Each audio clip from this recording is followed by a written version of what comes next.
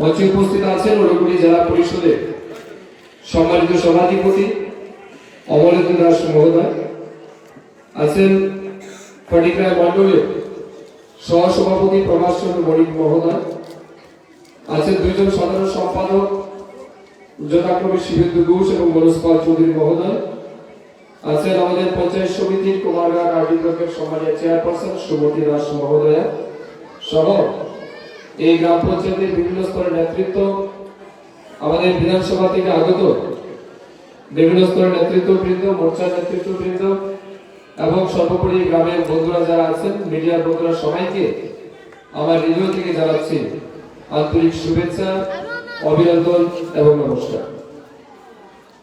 বক্তব্য শুরু করার আগে আমার হৃদয়ের গভীর থেকে দেশের প্রয়াত প্রধানমন্ত্রী ভারতরত্ন অটল বিহারী বাজপেয়ীজির চরণ তলে আমার বিনীত শ্রদ্ধা এবং প্রণাম আমি নিবেদন করছি এবং শতকোটি শ্রদ্ধা ওনার প্রতি আমি জ্ঞাপন করছি। এটা আমাদের সত্যি সৌভাগ্য যে অটল বিহারী বাজপেয়ীর মতো নেতৃত্বের বিচারধারা নিয়ে দেশ তথা রাজ্যের সামনে কাজ করার সুযোগ আমরা পেয়েছি এবং ওনাদের নীতি আদর্শকে পাথেয় করে ভারতীয় জনতা পার্টির একজন কর্মী এবং কার্যকর্তা হিসাবে প্রতিনিয়ত আমরা কাজ করছি। এটা সত্যি আমাদের কাছে সৌভাগ্যের বিষয়। সাথী, জন্ম এবং মৃত্যু এটা মানুষ জাতির একটা চিরন্তন সত্য। জন্মিলে মরিতে হবে, কে কোথাও অমর রবে। এই পৃথিবীতে যারাই জন্মগ্রহণ করেছে তাদের কিন্তু মরতে হবে। কিছু মানুষ খুব স্বাভাবিক নিয়মে জন্মগ্রহণ করে শৈশব, কৈশোর, যৌবন, একটা সময় পরিণত বয়স থেকে বৃদ্ধ হয়ে মারা যায়। তার পরিবার তাকে নিয়ে কিছুদিন দুঃখ প্রকাশ করে, কান্নাকাটি করে, সমাজ কিছুদিন তাকে মনে রাখে, তারপর কালের বিবর্তনে সেটা ভুলে যায়। আবার কিছু মানুষ আমাদের এই পৃথিবীতে জন্মগ্রহণ করে যাদের জন্মগ্রহণই মনে হয় যেন একটা উৎসব, যাদের জন্মদিনটাই আমাদের কাছে আবির্ভাব দিন হিসেবে রূপান্তরিত হয়। এমন কিছু মানুষ আমাদের এই পৃথিবীতে, আমাদের ভারতবর্ষে জন্মগ্রহণ করেছে যাদের জন্মের কারণে তাদেরকে আমরা মনে রাখি না, আমরা মনে রাখি তাদের কর্মের কারণে, তাদের কৃতিত্বের কারণে। অটল বিহারী বাজপেয়ীজি এমন একজন ব্যক্তিত্ব যিনি জন্মগ্রহণ করেছেন, খুব স্বাভাবিক জীবনযাপন করেছেন, কিন্তু তারপরেও আজ দীর্ঘ বছর যাবৎ মানুষ তাকে হৃদয় দিয়ে সম্মান করে, তাকে শ্রদ্ধা করে। কারণ একটাই, অটল বিহারী বাজপেয়ীজিকে তার জন্মের কারণে নয়, তার কর্ম এবং তার কৃতিত্ব, তার কারণে আমরা তাকে শ্রদ্ধা করছি এবং স্মরণ করছি, তাকে মনে রাখছি। ডক্টর বি আর আম্বেদকরজি বলেছিলেন, life should be great rather than long life. লম্বা জীবন বাঁচার চাইতে আপনি সেই জীবন বাঁচুন যে জীবনে আপনার মহত্বপূর্ণ কিছু ঘটনা থাকবে, যাকে মানুষ চিরদিন স্মরণ রাখে। আজ এখানে অবস্থান চলাকালীন সময়ে আমাদের ভারতবর্ষে এমন অনেক শিশু বাচ্চার জন্মগ্রহণ হয়েছে, আবার অনেক লোক মারাও গেছে। যারা জন্মগ্রহণ করেছে তাদের নিয়ে বলার মতো অধিকার আমাদের এখনো নেই, কারণ শব্দ তারা জন্মগ্রহণ করেছে, ভূমিষ্ঠ হয়েছে। কিন্তু যারা মারা গেছে এখন পর্যন্ত, যেহেতু তাদের সম্পর্কে ব্রেকিং নিউজ চলেনি, যেহেতু এখন পর্যন্ত আমরা কেউ ফেসবুকে পোস্ট করিনি যে তার মৃত্যুর জন্য আমরা দুঃখ প্রকাশ করছি, তার মানে ধরে নিতে হবে হয়তোবা তারা স্বাভাবিক নিয়মে এই পৃথিবীতে এসেছিল, বড় হয়েছে, এক সময় সংসার করেছে, শৈশব থেকে যৌবন, বৃদ্ধ, পরিণত বয়স থেকে এক সময় মারা গেছে। তাদের জীবনে সেরকম বিশেষত্ব কিছু ছিল না। অটল বিহারী বাজপেয়ীজি এমন এক ব্যক্তিত্ব, যে ব্যক্তিত্ব তার সম্পূর্ণ জীবনকে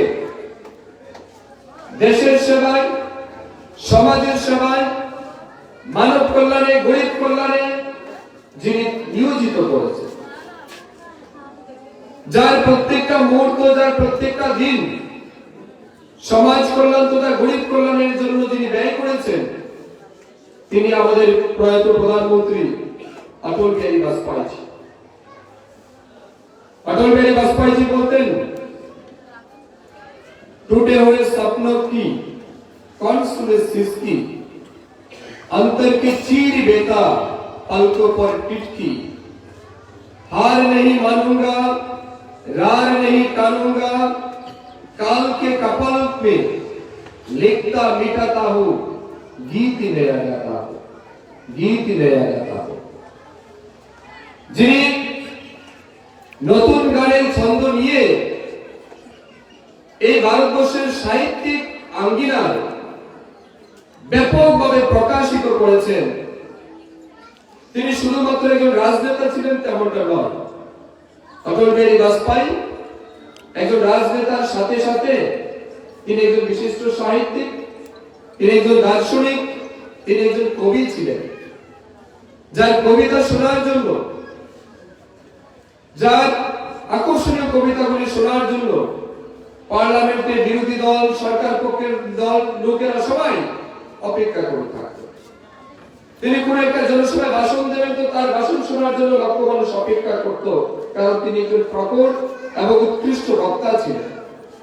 সেই ব্যক্তি অটল বিহারী বাজপেয়ী 1924 সালে আজকের দিনে গোয়ালিয়রে তিনি জন্মগ্রহণ করেন। সেই অটল বিহারী বাজপেয়ী ছাত্র জীবন শেষ করার পর থেকে প্রথমে তিনি রাষ্ট্রীয় স্বয়ংসেবক সংঘের সাথে যুক্ত হন। সেই শ্যামাপ্রসাদ মুখার্জি বলুন, পণ্ডিত দীনদয়াল উপাধ্যায় বলুন, সুন্দর সিং ভান্ডারী বলুন, আরো অনেকজন ছিল, প্রেমরাজ ডোগরা, এরকম অনেক ব্যক্তিত্বের সান্নিধ্য তার সাথে ঘটে এবং যাদের ছত্র ছায়ায় রাষ্ট্রীয় স্বয়ংসেবক সংঘের একজন কার্যকর্তা হিসেবে তিনি দীর্ঘ বছর কাজ করেছেন। পরবর্তী সময় রাষ্ট্রীয় স্বয়ংসেবক সংঘ তাকে প্রচারক হিসাবে নিযুক্তি করে। তিনি একজন প্রচারক হিসেবে দেশের বিভিন্ন প্রান্ত ঘুরে ঘুরে দেশের মানুষের জন্য কি করা যেতে পারে সেই সম্পর্কে তিনি কাজ করেছেন। একটা সময় দেখা গেছে তৎকালীন নেহরুর নেতৃত্বে সরকার কিংবা একসময় ইন্দিরা গান্ধীজির নেতৃত্বাধীন সরকার, যে সরকার পরিবারবাদ, স্বজন পোষণ, তুষ্টিকরণ, চায়না প্রেম, পাকিস্তান প্রেম এগুলিকে কেন্দ্র করে যখন তার রাজনীতি করেছিল, অটল বিহারী বাজপেয়ী প্রতিনিয়ত তার টিমের সাথে মিলে সেগুলির বিরুদ্ধে তার আওয়াজ তুলেছিল।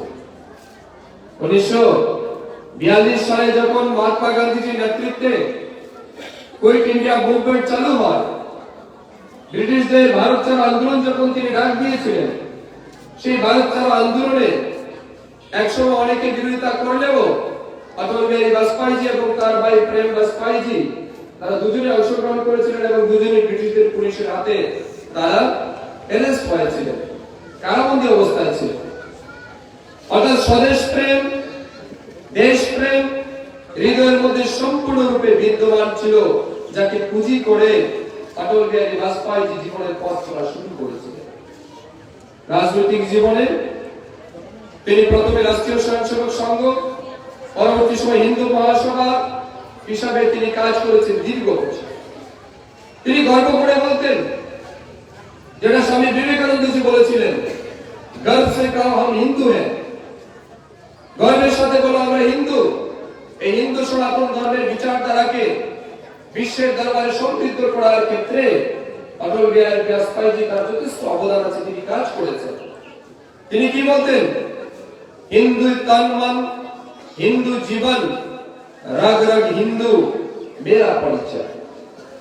অনেক রাজনেতারা তুষ্টিকরণের রাজনীতির কারণে, সাম্প্রদায়িক রাজনীতির কারণে অনেকে রাজনৈতিক মঞ্চে এসে নিজের ধর্মকে ভুলে যেতে চায়। অটল বিহারী বাজপেয়ী তার ধর্ম, তার সনাতন বিচারধারা, বিশ্বের সর্বশ্রেষ্ঠ ধর্ম হিন্দু ধর্ম, সনাতন বিচারধারা, সেটাকে বাদ দেননি। তিনি বলেছেন, গর্বের সহিত সেদিন বলেছেন, হিন্দু তন মন, হিন্দু জীবন, রগ রগ হিন্দু মেরা পরিচয়।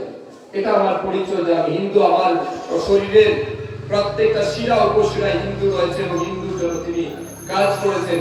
হিন্দু মহাসভা থেকে তিনি হিন্দু সমাজের জন্য সনাতন বিচারধারাকে বিশ্বের দরবারে প্রতিষ্ঠিত করা, সেই লক্ষ্যে তিনি কাজ করেছেন, যার কৃতিত্ব, যার অবদান তার জীবন থেকে আমরা পেয়েছি। তিনি একজন ব্যতিক্রমী রাজনৈতিক নেতৃত্ব ছিলেন, যাকে অজাত শত্রু বলা হয়, যার কোন শত্রু নেই। তিনি হচ্ছেন অটল বিহারী বাজপেয়ী। আমি দীর্ঘ বলব না, কয়েকটি গুরুত্বপূর্ণ পয়েন্ট বলে আমার বক্তব্য আমি শেষ করতে চাই। অটল বিহারী বাজপেয়ী 1953 সালে যখন শ্যামাপ্রসাদ মুখার্জি শ্রীনগরে মারা যান, ভারতীয় জনসংঘ যখন 1951 সালে প্রতিষ্ঠা হয়, সেই ভারতীয় জনসংঘের অন্যতম নেতৃত্ব ছিলেন অটল বিহারী বাজপেয়ী, পণ্ডিত দীনদয়াল উপাধ্যায়, সেই প্রেমনাথ ডোগরা সহ আরো অনেকেই ছিলেন, যারা তাদের মধ্যে অন্যতম অটল বিহারী বাজপেয়ী। 1968 সালে, দুঃখিত 1952 সালে, 1952 থেকে শ্যামাপ্রসাদ মুখার্জির সাথে তিনি পুরো উত্তর ভারত বিশেষ করে ভ্রমণ করেছেন, বিভিন্ন জায়গায় গেছেন, কাজ করেছেন। ভারতীয় জনসংখ্যাকে প্রতিষ্ঠিত করার জন্য তার অবদান যথেষ্ট রয়েছে। 1953 সালের 11 মে যখন শ্যামাপ্রসাদ মুখার্জি শ্রীনগরে যান, এক দেশ में दो विधान, दो प्रधान, दो निशान नहीं चलेगा, অর্থাৎ এক দেশে দুই আইন, দুই ব্যবস্থা চলবে না, এই কথাকে, এই আন্দোলনকে সামনে রেখে শ্যামাপ্রসাদ মুখার্জি যখন শ্রীনগরে যান, তখন তার সর্বসম্মতি অটল বিহারী বাজপেয়ী ছিল। কিন্তু কাশ্মীরে সেই গেটে যখন ঢুকতে দেওয়া হচ্ছিল না, বাধা দেওয়া হচ্ছিল, তখন শ্যামাপ্রসাদ মুখার্জি অটল বিহারী বাজপেয়ীকে বলেছিলেন, अटल तुम देश में जाओ, तुम चले जाओ और देशवासियों को जाके बोलो कि कश्मीर के पुलिस नेहरू के चक्रांत के कारण हमें अरेस्ट किया है। এটা তুমি গিয়ে বলো। অটল বিহারী বাজপেয়ী তার সঙ্গ ছাড়তে চাইছিলেন না, কিন্তু তিনি বাধ্য করেছিলেন শ্যামাপ্রসাদ মুখার্জি, যার কারণে তিনি ফিরে এসেছিলেন। এবং আমরা লক্ষ্য করেছি সেই শ্যামাপ্রসাদ মুখার্জির যে চিন্তা ভাবনা, উনি যখন মারা যান 1953 সালে সেই 23 জুন আমাদের শ্রীনগরে চক্রান্ত করে শ্যামাপ্রসাদ মুখার্জিকে হত্যা করা হয়েছিল। তারপর অটল বিহারী বাজপেয়ী, পণ্ডিত দীনদয়াল উপাধ্যায় তারা ভারতীয় জনসংঘের দায়িত্বভার গ্রহণ করেন। 1968 সালে পণ্ডিত দীনদয়াল উপাধ্যায় যখন মারা যায়, তখন 1968 সাল থেকে 1972 সাল পর্যন্ত প্রায় 4 বছর ভারতীয় জনসংঘের সভাপতি হিসেবে অটল বিহারী বাজপেয়ী দায়িত্ব পালন করেন। এবং সেই সময় ইন্দিরা গান্ধীজির নেতৃত্বাধীন কংগ্রেস সরকারের বিরুদ্ধে প্রবল আন্দোলন দেশব্যাপী তিনি গড়ে তুলেছিলেন। বিশেষ করে হিন্দু বলয় রাজ্য যেগুলি উত্তরপ্রদেশ, গুজরাট, রাজস্থান, ছত্তিশগড়, মধ্যপ্রদেশ, এই সমস্ত জায়গাতে, বিহারে তারা প্রবলভাবে আন্দোলন তৈরি করেছিলেন ইন্দিরা গান্ধী কিংবা তৎকালীন কংগ্রেসের দুর্নীতির বিরুদ্ধে, কুশাসনের বিরুদ্ধে। পরবর্তী সময় একটা মুভমেন্ট তৈরি হয়েছিল, আপনাদের অনেকের মনে আছে, যারা পুরনো নাগরিক আছেন, বয়স্ক যারা সিনিয়র আছেন, আপনাদের সবার নিশ্চয়ই মনে আছে সেই জেপি মুভমেন্টের কথা। জয়নারায়ণ প্রকাশ, জয়নারায়ণ রাজনারায়ণ, জয়প্রকাশ নারায়ণ, আপনাদের নাম নিশ্চয়ই মনে আছে। তাদের আন্দোলন যখন ব্যাপক তৈরি হয়েছিল কংগ্রেস সরকারের বিরুদ্ধে, ইন্দিরা গান্ধীর বিরুদ্ধে, তখন ভারতীয় জনসংঘ জেপি মুভমেন্ট অর্থাৎ জেপি জনতা পার্টি দলের সাথে যুক্ত হয়ে যায়, মার্চ করে দেন অটল বিহারী বাজপেয়ী এবং যারা ছিলেন তাদের সাথে। কেন? কারণ তখন অনেকগুলি রাজনৈতিক দল কংগ্রেস দলের সেই কি বলে চক্রান্ত এবং দুর্নীতি অপশাসনের বিরুদ্ধে তারা আওয়াজ তুলে কংগ্রেস বিরুদ্ধে একটা মঞ্চ তৈরি হয়, সরকার বিরুদ্ধে একটা মঞ্চ তৈরি হয়, যেখানে অটল বিহারী বাজপেয়ী তারাও জেপি আমাদের ভারতীয় জনসংঘকে সেই দলের সাথে যুক্ত করে একটা দল তৈরি হয়, তার নাম ছিল জেপি জনতা পার্টি। আপনার নাম শুনেছেন নিশ্চয়ই। এবং 1977 সালে প্রথম অকংগ্রেসী একটা সরকার দিল্লিতে প্রতিষ্ঠিত হয়, কেন্দ্রে প্রতিষ্ঠিত হয়, যার প্রথম প্রধানমন্ত্রী ছিলেন মোরারজি দেশাই। আপনার নাম শুনেছেন নিশ্চয়ই। সেই মোরারজি দেশাই প্রধানমন্ত্রী 1977 সালে সেই সরকারের বিদেশ মন্ত্রী হয়েছিলেন আমাদের অটল বিহারী বাজপেয়ী। এবং এলকে আডবাণীজি, আপনার নাম শুনেছেন, ওনার আরেকজন সবচেয়ে ঘনিষ্ঠ রাজনেতা। এলকে আডবাণীজিও সেই মন্ত্রিসভার একজন গুরুত্বপূর্ণ মন্ত্রী ছিলেন। হাম দো হামারে দো জার্নি শুরু হয়েছিল সেখান থেকে। এবং একটা সময় দেখা গেল 79 এর দিকে যেহেতু অনেকগুলি রাজনৈতিক দল নিয়ে একটা দল তৈরি হয়ে সরকার তৈরি হয়েছে, অনেকগুলি রাজনৈতিক দল তখন অটল বিহারী বাজপেয়ীজির উপর, এলকে আডবাণীজির উপর প্রেসার দিতে শুরু করলো, চাপ দিতে শুরু করলো যে আপনাদেরকে দুইটা মেম্বারশিপ রাখা যাবে না, কারণ তারা জনতা ভারতীয় জনসংঘের মেম্বার হিসেবে সেই সরকারে ছিলেন। তো তাদের মেম্বারশিপ ছিল জনসংঘের, কিন্তু জনতা পার্টির মেম্বারশিপ তাদের ছিল না। তখন তাদের সামনে কন্ডিশন রাখা হলো যে হয় আপনি জনসংঘের মেম্বার হবেন, অন্যথায় আপনাকে জনতা পার্টির মেম্বার হবেন, অন্যথায় আপনাকে সরকার থেকে বাদ দিতে হবে। প্রবল চাপ সৃষ্টি হলো। তৎকালীন প্রধানমন্ত্রী মোরারজি দেশাই অটল বিহারী বাজপেয়ীজিকে, এলকে আডবাণীকে দেখে বললেন যে সমস্ত মন্ত্রী পরিষদ এবং অন্যান্যরা আমাকে চাপ দিচ্ছে যে হয় তোমরা ভারতীয় জনসংঘ হিসেবে থাকবে, অথবা জেপি মুভমেন্ট হিসেবে থাকবে, জনতা পার্টি হিসেবে থাকবে, কোনটা তোমরা ঠিক করো। তখন তিনি বলেছিলেন যে বিচারধারাকে কেন্দ্র করে আমরা এখানে এসেছি, যে ভারতীয় জনসংঘের বিচারধারা নিয়ে আমরা রাজনীতিতে এসেছি, আমরা প্রয়োজনের ক্ষমতা ছেড়ে দেব, কিন্তু কখনো আমাদের মূল বিচারধারা, এই যে আমাদের ভারতীয় জনসংঘের বিচারধারা, এই বিচারধারা আমরা কোনো দিন ছাড়তে পারবো না। এবং দেখা গেল 1977-এ অটল বিহারী বাজপেয়ী এবং এলকে আডবাণীজি তারা সেই সরকারের গুরুত্বপূর্ণ মন্ত্রীর পদ থেকে ইস্তফা দিয়ে বেরিয়ে গেছে। এখানে যারা ভারতীয় জনতা পার্টির কার্যকর্তারা আছেন, আপনাদেরকে সেই ইতিহাস সেই কারণেই জানতে হবে। আজ আমরা দেখি উত্তরাধিকারী সূত্রে যারা আমরা এই সরকারের সাথে যুক্ত আছি, এই দলের যারা কার্যকর্তা, আমরা অনেক সময় দেখি ছোট ছোট বিষয়ে অনেকে রাগ করে, অনেকে দুঃখ প্রকাশ করে, কিন্তু আমরা যে বিচারধারায় বিশ্বাস করি, অটল বিহারী বাজপেয়ীজির মতো নেতৃত্ব, যারা ক্যাবিনেট মিনিস্টার হিসেবে ছিলেন, অনেক কিছু ছিল, চাইলে তারা সেই সুবিধাটা গ্রহণ করতে পারতেন, কিন্তু দেশের সুরক্ষার জন্য, রাষ্ট্রের সুরক্ষার জন্য, নিজের সত্তার সুরক্ষার জন্য, হিন্দু সমাজ ব্যবস্থার সুরক্ষার জন্য সেদিন সরকারের পাট থেকে তারা বেরিয়ে